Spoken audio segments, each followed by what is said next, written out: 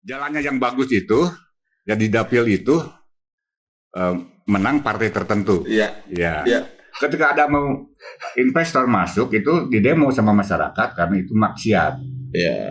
Nah, kita tidak tahu apakah alasannya maksiat atau alasannya mengganggu tambang, kan kita tidak tahu itu. Kalau catatan saya ya jangan nerusin bupati-bupati sebelumnya dari partai yang sama.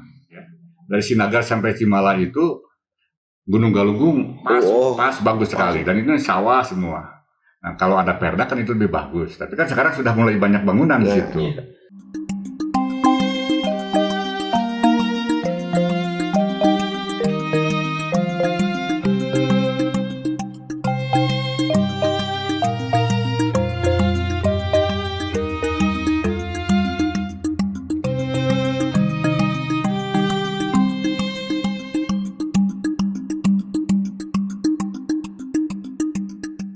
Assalamualaikum warahmatullahi wabarakatuh. Salam sejahtera untuk kita semua. Salam kebajikan, namo buddhaya, Om Swastiastu, Rahayu Rahayu Sampurasun. Ketemu kembali dengan channel Berpikir Merdeka, Rakyat Bicara dan Pikirkan Rakyat. Dalam kesempatan ini podcast Pikiran Rakyat, kebetulan podcast on spot. Kita berada di kediaman tokoh Tasikmalaya, tokoh Jawa Barat, malah tokoh nasional, Kang Acep Jam Nur. Kita akan mencoba menyerap atau berbincang-bincang apa saja lah, khususnya tentang ketasikan. Pasca ini kan, pasca pemilihan kemarin, pasca pilkada PSU Kabupaten Tasikmalaya memang agak sedikit riuh rendah tuh kemarin tentang pilkada. Nah setelah pelantikan hasil dari PSU yang kebetulan digunakan oleh Kang Cecep dan Kang Asep, pada pidato awal gubernur ketika pelantikan itu kan luar biasa tuh kan, keberpihakan gubernur pada saat itu menohok terhadap infrastruktur betulnya, kepada jalan, pada apa namanya yang wabil khusus terhadap eksploitasi penambangan yang ada di wilayahnya masing-masing, termasuk di Kabupaten Tasikmalaya. Nah kira-kira ini ingin menyerap nih, akan sebagai pemerhati lah, sebagai budayawan, pemerhati lingkungan, termasuk pemerhati kebijakan, kira-kira gimana tuh kan? Ya begitulah. Ya Tasik memang dari dulu seperti itu ya. Ya beberapa bupati terpilih. Terus berganti, yaitu tidak banyak perubahan. Jalan-jalan tetap rusak, ya, apalagi yang jalan-jalan yang ke dalam ya. Dan yang lucu, jalan-jalan itu mungkin ada sekitar 2 kilo bagus, lalu tiba-tiba rusak parah, lalu beberapa kilo kemudian bagus lagi. Nah ini juga karakter dari berpolitiknya para politisi Tasik. Jadi setelah saya tanya-tanya, ternyata jalannya yang bagus itu, ya di dapil itu menang partai tertentu. Iya. Ya. Dan yang jalannya jelek berarti tidak memilih. Tidak memilih itu, yang semacam itu. Nah ini kan juga tidak bagus. Ini juga kan sebuah kekanak-kanakan ya, karena ketika jadi anggota dewan, ketika jadi bupati itu sebenarnya dia tidak mewakili partai, tapi mewakili masyarakat secara keseluruhan. Karena dana yang diserap yang menjadi sumber APBD juga kan dari rakyat juga. Betul. Jadi itu aneh sekali. Ini dari sisi jalan aja. Ya, dan itu dari sisi lain ya. Sisi lain yang memang keseharian kita lihat berarti pemimpin itu tidak merepresentasikan seluruh masyarakat rakyat kalau melihat kejadian seperti itu ya kan? Iya, karena begini. Itu kan yang jadi bupati, yang jadi wali kota itu dipilih oleh partai, dicalonkan oleh partai, bukan yang dipilih oleh rakyat, bukan yang dikehendaki rakyat. Ini dipilih yang memang menguntungkan partai atau memang bisa bermain dengan partai. Jadi tidak pernah ada yang bagus ya. Dan pidato KDM itu pada pelantikan itu luar biasa, mempermalukan Tasik ya. Bukan hanya karena jalan-jalan, bukan hanya karena tambang yang sudah berlangsung 50 tahun. Iya, 50 tahun. Juga soal hibah. hibah ini luar biasa untuk Tasik itu karena itu bagian dari politik ya. Betul. Dan pemain-pemain hibah itu yang mengatasnamakan diri religius Islami itu juga ternyata pemain gacrit yang luar biasa itu. Mereka canggih sekali. Iya. Ya termasuk juga bupatinya yang waktu itu. Akhirnya kan yang masuk penjara sekda dan pelaku-pelakunya. Atau juga yang apa ya, ada pengacara dan wartawan kan yang masuk. Ya, list. Ya. Sementara yang pelaku utamanya ongkang-ongkang ya semacam itu. Nah, itu kan situasi Tasikmalaya. Begitu carut marutnya, chaosnya di kota Tasikmalaya. Tapi sisi lain Kang, tadi menarik Kang, ketika Akang berbicara bahwa ini penambangan itu sampai 50 tahun. Sementara ada juga lah ketika mempergunakan atau memang itu sudah ada kontrak dengan tanah setempat selama 50 tahun, tapi kan itu kelamaan kan kalau memang seperti itu. Yang pada akhirnya kan sekarang itu tanah yang katakanlah penambangan itu kan sampai sebegitu hancurnya gitu tanah yang ada di sana. Nah, seharusnya nih pemimpin sekarang yang terpilih, karena memang diawali oleh pidato gubernur yang luar biasa, seharusnya seperti apa nih kan? Ya, itu 50 tahun tuh kalau kita menghitung ya. Galunggung meletus tahun 82. Itu beberapa tahun kemudian antara 84 sampai 85 itu udah muncul penambangan ya, sehingga dibikinkan jalan kereta api khusus. Betul. Dari Galunggung ke Jakarta ya. Nah, itu karena waktu itu penambangan. Awalnya memang penambangan itu penambangan vulkanik. Dari pasir semburan lahar itu ya. Tapi kan kemudian setelah puluhan tahun yang ditambang bukan hanya pasir vulkanik, tapi seluruh bukit-bukit yang ada di sekitar Galunggung.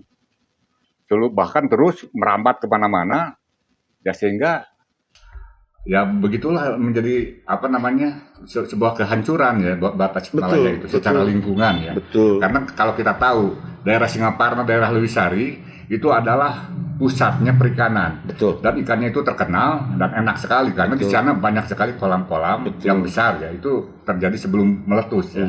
Tapi setelah meletus, bukan karena meletusnya sebenarnya, tapi karena penambangannya. Ya itu akhirnya hilang. Kalaupun ada ya itu udah bukan bisnis lagi, itu udah tidak seperti dulu bahwa ikan gurame Galunggung luar biasa, dan sekarang sudah hilang lagi.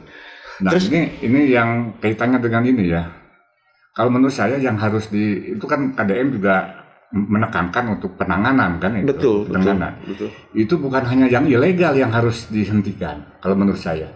Yang legal juga itu merusak. Yang legal juga. Dan kita tidak tahu bagaimana proses legalnya itu. Karena setiap ada pilkada, para pengusaha tambang itu pasti bermain. Pasti bukan mendukung salah satu, tapi mungkin semuanya didukung. Sehingga ketika menang ya dia aman terus selama 50 tahun. Semacam itu. Kalau biasanya kan begini Kang, yang legal itu, penambangan yang legal itu biasanya dikasih coverage area.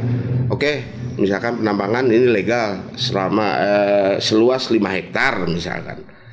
Tapi kenyataan di lapangan itu sampai berpuluh-puluh hektar yang ditambang, padahal yang dilegalkannya itu hanya 5 hektar misalkan. Itu kenapa tuh Kang?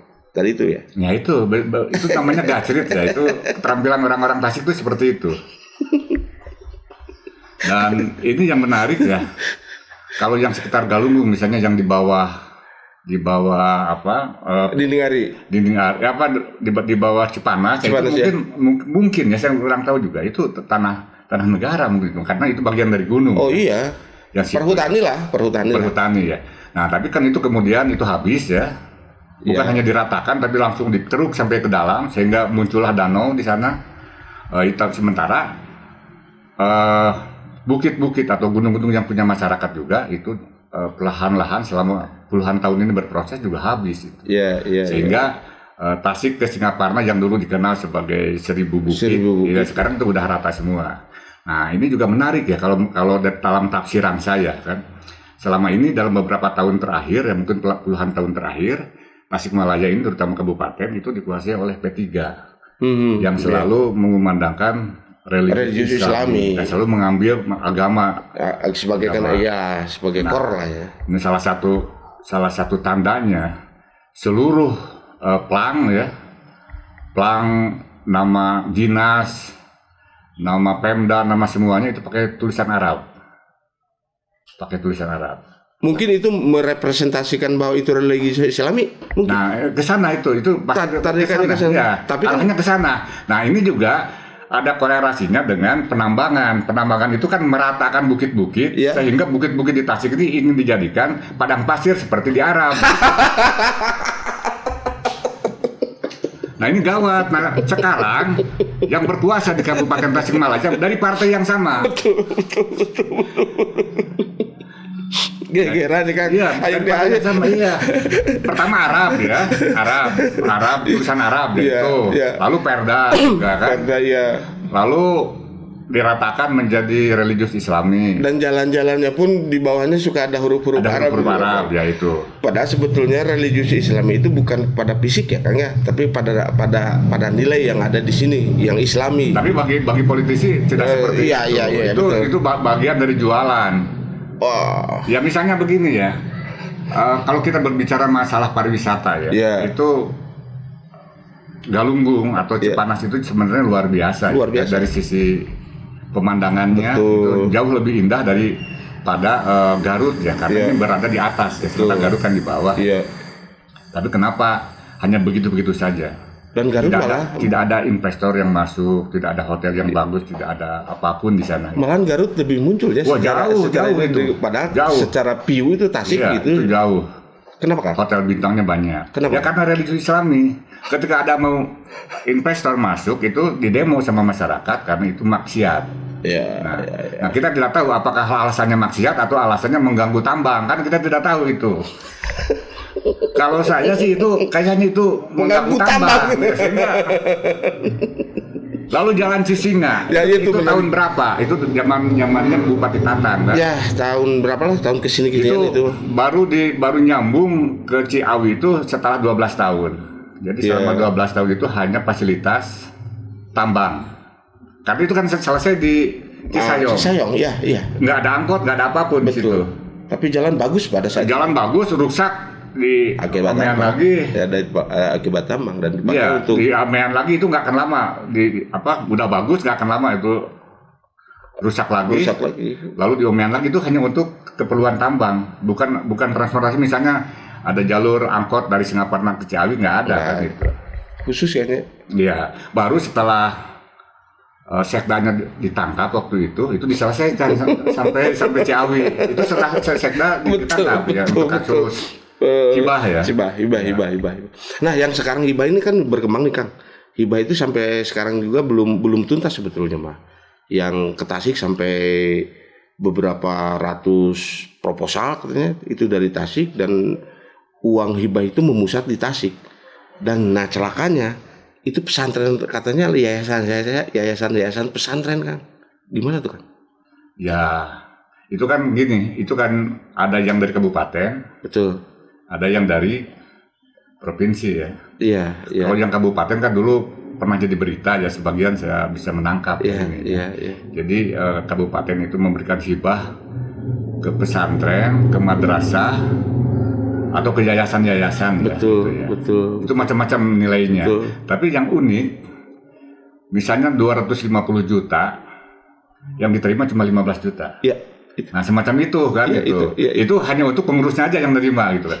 Dan itu waktu itu di koran Perak Ada itu ya. Jadi itu banyak Listnya ada, sekali, nah, listnya. semacam itu. Pemotongannya dan orangnya pun itu Nah, jadi ditulis itu pada saat itu. memang tidak diniatkan bahwa dana hibah itu untuk membangun sesuatu atau untuk menjadi sesuatu, tapi itu Untuk kepentingan dia. cukup untuk ada capnya, ada aktenya, ya kemudian yang pengurusnya itu mungkin yang mendapat seperti itu. Itu yang kabupaten itu ya. Nah, lalu kan Yang provinsi. berikutnya yang provinsi ini juga saya agak kurang tahu, tapi itu lebih dasar. Lebih dasar. Lebih dasar lagi. Memang lebih dasar itu kan. Kalau yang kabupaten kan itu sudah diadili kan. Ya. Nah, yang jadi korban kemarin kan ada pelaporan terhadap ulama-ulama katakanlah seperti itu. Itu kan kasihan kan. Bisa jadi Ya, itu kan tidak semuanya menerima. Kan itu kadang-kadang juga banyak yang fiktif juga itu. Betul. Jadi tiba-tiba misalkan ya, akhirnya hibah itu menjadi alat politik. Itu kan biasanya diramainya menjelang pilkada, menjelang pilgub, menjelang apa semacam itu. Ini selama niatnya seperti itu ya mungkin akan terus begitu. Gini terus ya Kabupaten Tasik. Terus ini Kang, ini kan terpilih nih pemimpin barulah di Kabupaten Tasik. Nah sebagai senior, sebagai bini sepuh katakanlah seperti itu, atau sebagai tokoh yang ada di Tasik, harusnya seperti apa nih? Ya, saya idealnya sebagai rakyat biasa ya mungkin kalau catatan saya ya jangan nerusin bupati-bupati sebelumnya dari partai yang sama. Paham? Ya, itu ya menggunakan agama sebagai alat politik gitu. Ya itu nantinya juga akan terulang lagi. Betul. Karena untuk meraih dukungan dengan cara seperti itu. Bahaya. Ya, itu bahaya. Lalu yang kedua itu kalau mau menangani Galunggung, itu yang legal dan ilegal itu sama-sama merusak. Jelas. Sama-sama merusak. Jelas. Bukan berarti yang legal ini boleh tidak merusak gitu. Kita tidak tahu juga gimana proses legalnya itu kan. Ya legal itu bahwa apa legal ini kan tidak tahu. Tidak tahu apalagi. Betul. Ada pilkada yang prosesnya juga. Betul. Didukung oleh mereka gitu. Nah ini yang menarik itu uangnya dari mana? Kalau misalkan katakan legal itu arealnya itu hanya 5 hektar misalkan itu dilegalkan. Nah tiba-tiba muncul kenyataan di lapangan itu sampai 30 hektar sampai beberapa puluh hektar. Dan itu kan kategori yang tidak ilegalnya. Mereka berpandangan bahwa saya mah legal. Nih surat-suratnya. Ternyata setelah dicek itu 5 hektar. Nah yang sisanya itu kemana tuh uang? Nah itu nggak tahu juga kita. Ya cuma kan ini berlangsung 50 tahun. Nah, karena nggak ada yang mengoreksi itu. Betul. Nggak ada yang baru gubernur sekarang kan yang mengoreksi secara langsung persoalan ini. Tadinya kan yang legal udah aja legal. Iya. Takutnya tadi dibilang sama Kang Acep nih yang sisanya yang ilegalnya itu justru untuk membantu yang mau jadi pemimpinnya. Iya, itu kan udah bukan rahasia umum lagi. Itu udah tahu semua bahwa ini juga akan mendukung semua calon kan. Ya, pertanyaannya duitnya kan dari mana? Mungkin dari itu ya. Dari itu jelas. Itu kan dengan begitu ada jaminan bahwa proyeknya akan berlangsung terus. Dan ini terbukti cara-cara efektif itu sudah 50 tahun sekarang. Betul. Dan bahaya Tasik kalau memang terus dibiarkan. Ya mau tidak mau pemimpin sekarang Kang Cecep dan Kang Asep ya ini juga suara-suara suara rakyat yang memang kenyataan di lapangan itu seperti itu. Jadi jangan sampai ongkang-ongkang kaki di kantor yang ber-AC dan yang luar biasa. Tapi di kenyataan di rakyat ya seperti itu. Terus ini Kang tentang jalan, tentang infrastruktur. Nah itu kan infrastruktur apalagi ke Tasik Selatan atau ke kampung-kampung itu kan hancur nih. Nah kira-kira nih pembangunan itu ngambil uangnya dari mana tuh? Selain dari APBD? Itu tuh. Iya. Yang karena memang kenyataannya kan kemarin itu salah satunya tuntutan masyarakat itu sampai ada tidak bagus tuh, sampai ada di Cikatomas itu mereka membuat jalan secara swasembada rakyat gitu, iuran dan derajat. Nah posisi pemimpin di mana itu? Nah itu ya itu pertanyaan kita semua, kita bisa menjawab itu. Iya. Karena jangankan ke Tasik Selatan kan di sekitar Galunggung atau dari Singaparna ke ini aja ke Sukaraja tadinya ya bagus, tiba-tiba jelek. Bener. Bagus, lalu jelek lagi. Apalagi yang di daerah-daerah yang misalnya ke Malaganti, setelah ditelaah seperti itu karena memang iya itu juga sananya kan Ini mendukung misalnya mendukung PDI, sementara waktu itu gubernur bertiga, atau sebaliknya sekarang, atau sebaliknya bisa gitu. Mungkin terjadi dendam nggak? Dendam. Bisa jadi kan ini buktinya tidak pernah jalan itu mulus sampai akhir gitu. Selalu ada bagian-bagian yang ini. Ya, cacat lah ya. Ya berarti cacat pemerintah juga cacat kalau memang seperti itu tidak bagus itu. Terus ini lagi Kang, satu lagi. Ini harus mikir gitu. Jangan. Betul. Jadi gini mungkin ya. Saya apresiasi sebenarnya dengan gebrakan KDM ini. Ya. Karena yang tadinya sudah diangan-angankan kan karena prosesnya sama mungkin dengan yang dulu-dulu ya.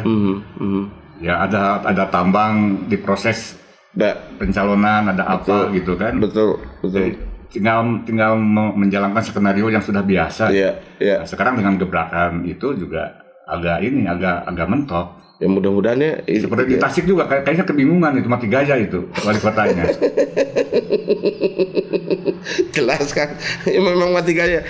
Yang jelas tidak punya keberanian kalau menurut saya. Iya itu kan udah nyiapin mobil ternyata yang di sana malah dibagikan kan itu. Itu kan langsung mati gaya itu. Nah, iya. Ya memang ini mah kenyataan di lapangan ya. Kita mau membicarakan apa yang ada di lapangan, sebetulnya tidak ada implikasi politik ya Kang ya, sama sekali jauh karena itu. Ini Kang, tadi menarik tuh obrolan sebelum kita ngobrol di podcast ini di belakang itu, menarik obrolan itu ketika misalkan ada sebuah jalan yang memang bagus secara estetis gitu ya, ada gunung dan sebagainya, terus jalannya bagus, kayaknya itu harus keberpihakan pemerintah itu harus muncul sebagai misalkan dikasih perda atau misalkan dikasih perwalkot perbub misalkan untuk menyelamatkan yang tadi. Oh gitu ya. Itu kan. Ya beberapa tahun yang lalu saya itu pernah ke Sumatera Barat ya. Nah itu kan. Nah itu selama mungkin belasan kilometer itu nggak ada bangunan. Itu hanya sawah aja. Terus setelah saya tanya, ternyata itu ada perdanya, tidak boleh mendirikan bangunan karena itu khusus untuk pangan, untuk swasembada pangan ya. Ya itu. Dan di Tasik memungkinkan ya di kota itu sawah, lalu di pinggir-pinggirnya itu kayu manis, yaitu kabupaten, saya lupa kabupatennya, tapi itu tidak jauh dari Padang Panjang. Iya. Di Tasik di kabupaten memungkinkan ya. Nah ini Jalan Cisinga itu sebenarnya ada yang keren seperti itu dari Cimala sampai Cayong lah ya. Dan sampai Cimala ya, dari Sinagar sampai Cimala itu Gunung Galunggung pas bagus sekali, dan itu sawah semua. Nah, kalau ada perda kan itu lebih bagus. Tapi kan sekarang sudah mulai banyak bangunan di situ. Ya kalau pemerintah ada keberpihakan, pemerintah bisa saja di bangunan. Sebenarnya sejak dulu saya itu punya pikiran seperti itu. Iya. Tapi kalau memang pemerintah ada niatan itu menjadikan objek, yang ada bangunan sekarang itu sebetulnya dengan pendekatan dan sebagainya. Kalau dengan perda saya yakin masyarakat pun kalau memang ada aturan, saya yakinlah nurut lah masyarakat itu. Kalau memang konsisten ya ininya pelaku pemerintahnya. Kalau memang seperti sekarang perilaku pemerintahnya, masyarakat pun akan jengah kayaknya kan. Iya. Harusnya gimana tuh, Kang? Ya semacam itu. Itu kan masalah ini ya, masalah apa ya? Masalah niat juga, niat jadi penguasa itu apa gitu. Ya kalau niatnya meningkatkan taraf hidup atau agak susah juga gitu. Iya. Anomali lah ya, paradok lah gitu ya. Ngelihat pemerintahan sekarang. Ya ini juga Tasik juga kan dari misalnya pohon-pohon yang pinggir jalan itu dengan berbagai alasan penebangannya. Padahal saya tahu itu ada yang mesang kan, misalnya yang ke bumi ya. Itu kan karena mau dibikin sesuatu ya itu beberapa pohon dan ternyata pohon itu ditebang dengan alasan mengganggu, bisa runtuh gitu. Alasannya itu tumbang. Yang melakukan dinas pengendalian bencana BPBD. Iya yang semacam itu. Padahal itu kan masih kokoh itu. Betul. Karena alasan bahwa di area itu ada mau dibikin sesuatu, anggapannya ini rentan tumbang maka dipotong, padahal sebetulnya mah di belakangnya jadi banyak sekali akalnya. Tapi sekarang mulai sebagian besar juga mulai kebongkar kan sama Betul. gubernur itu. Nah ini menarik. Ini Kang, hampir semua masyarakat itu gubernur Jawa Barat itu dijadikan model kepemimpinan.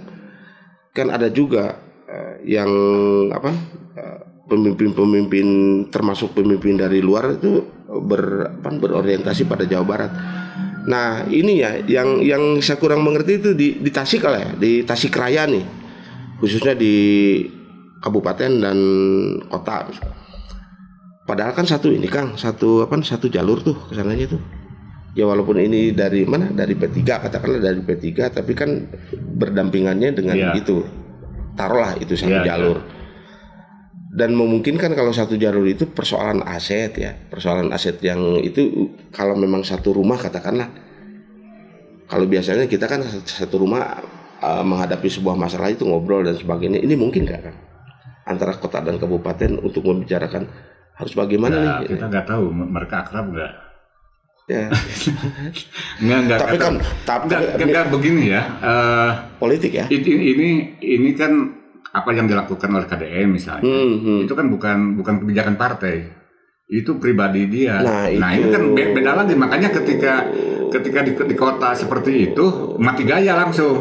Karena yang ada di bayangannya setelah dilantik menjadi wali kota itu ya akan melakukan yang seperti biasanya gitu. Melakukan yang seperti biasanya. Nah, ternyata juga ini sekarang ada situasi agak ada perubahan kan semacam itu. Jadi tengah jadi wali kota teki banyak desakan.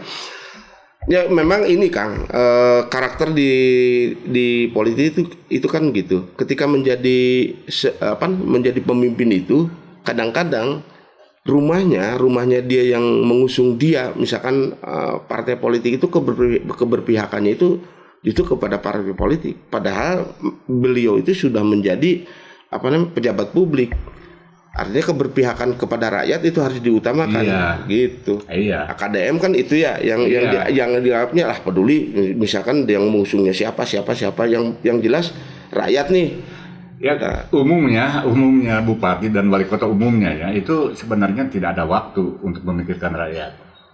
Mungkin 2 tahun pertama itu dia membayar hutang ke para pendukungnya. Lalu sisanya 2 tahun kemudian dia mengumpulkan untuk maju lagi, untuk persiapan maju lagi. Nah, setahun terakhir itu udah mulai bergerak. Gitu, jadi nggak ada waktu untuk rakyat. 2 tahun pertama itu membayar hutang, 2 tahun kedua nabung untuk maju. Setahun kemudian untuk persiapan itu.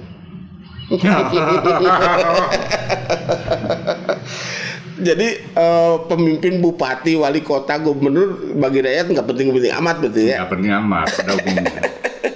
Karena tidak ada gubernur, tidak ada bupati pun rakyat akan jalan. URT unggul lah ya Kang. URT unggul rakyat jalan Kang. Karena memang rakyat Indonesia, rakyat Tasik lah khususnya itu sudah mandiri luar biasa. Tidak ada urusan dengan itu. Ya buktinya kan penambangan di Arantapnya rakyat, padahal kan dampaknya itu sangat luar biasa. Ya sebenarnya nggak diantap, itu juga dulu pernah beberapa aksi dari masyarakat misalnya kan itu hancur jalan ya. Betul. Terus kemudian ditanami pohon pisang atau apa gitu. Itu sempat ada semacam itu. Lalu demo-demo juga sempat ada, cuma itu hanya sekali kalau demo itu. Karena kemudian menjadi mitra.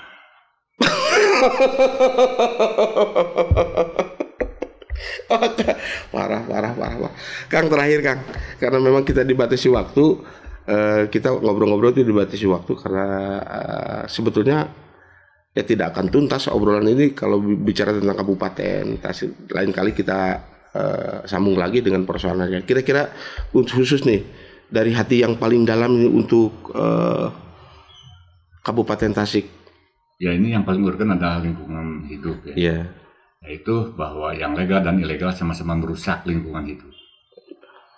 Legal, ilegal sama-sama merusak. Ya. Dan itu memang harus disikapi betul. Iya.